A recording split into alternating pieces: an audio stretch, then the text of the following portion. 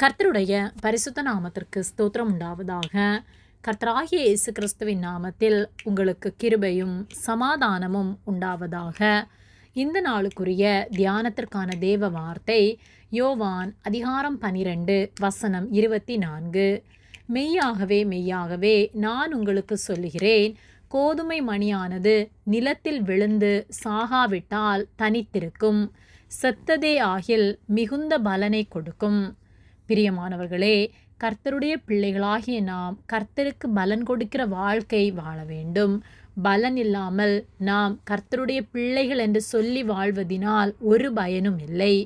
யோவான் 12, 24, 25 வசனங்களில் மெய்யாகவே மெய்யாகவே நான் உங்களுக்கு சொல்லுகிறேன், கோதுமை மணியானது நிலத்தில் விழுந்து சாகாவிட்டால் தனித்திருக்கும், செத்ததே ஆகில் மிகுந்த பலனை கொடுக்கும்.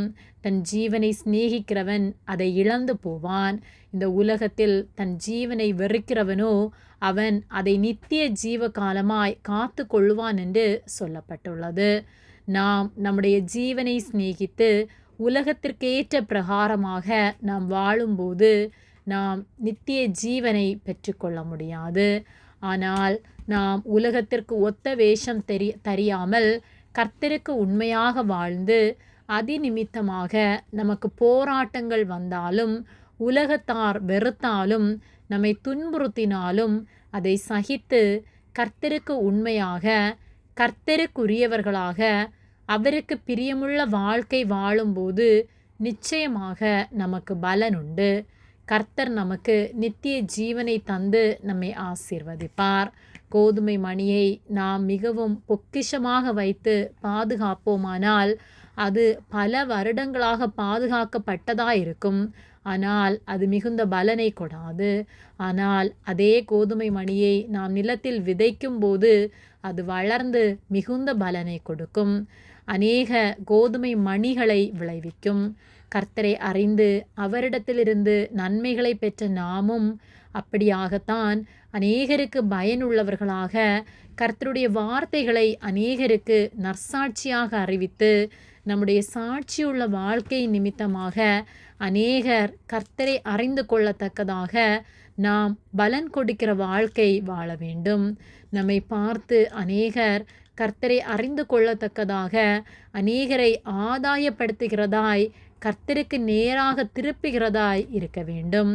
மனம் திரும்புகிற ஒரு பாவி நிமித்தம் பரலோகத்தில் அதிக சந்தோஷம் உண்டாகும் என்று வேத வார்த்தை சொல்லுகிறதல்லவா? ஆகவே நம்முடைய வாழ்க்கையை மாற்றுவோம்.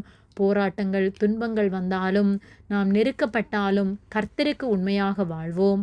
அநேகருக்கு கர்த்தருடைய அன்பை வெளிப்படுத்தி சாட்சியுள்ள வாழ்க்கை வாழ்வோம். கர்த்தரிடத்திலிருந்து பலனை பெற்றுக்கொண்டு நித்தியமாய் அவரோடு என்றென்றும் ஜீவிப்போம். ஆமேன்.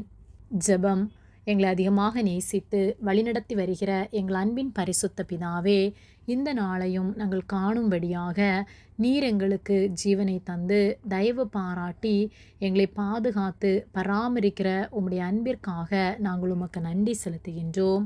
நாங்கள் தியானித்த வார்த்தையின்படியே நாங்கள் ஒவ்வொரு நாளும் உமக்கு உண்மை உள்ளவர்களாய் உமக்கு பலன் தருகிற வாழ்க்கை வாழ நீர் எங்களுக்கு உதவி செய்யும்படியாய் ஜெபிக்கின்றோம்.